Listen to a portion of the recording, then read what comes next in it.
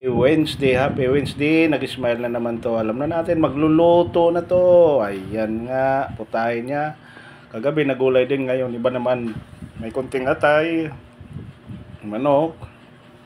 Iba na naman nagulay ngayon, may naiba. May kunting atay, batong, parehas lang kagabi. Kalabasa. Ang naiba naman ngayon, papaya na siya. Kagabi sayote.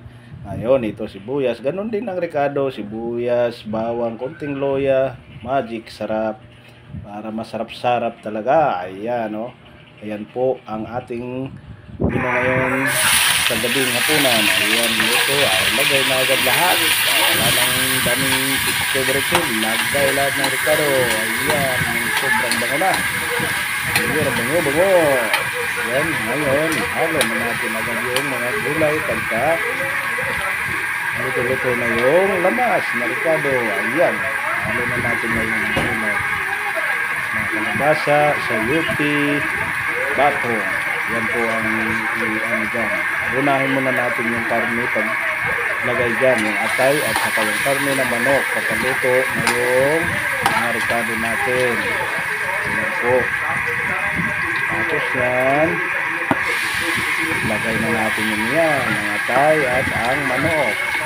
Ayan, pagkalutuin natin yan bago natin ilagay yung mga gulay, yung kalabasa, batong at saka sayote. Ayan, lagyan natin ng tuyo. Ayan, luto na. Lagay na natin ng gulay, kalabasa, sayote at yung batong. Lagay na natin ng batong. Yan, ang bango-bango. Kahit hindi pa naluto, pero bango na. Pag nabango, sobrang sarap talaga. Alam mo na ang lasa na malilamnam at yam. Yan, lagay na natin at inikos-mikos, halo-halo upang maging halo-halo. Ayan na.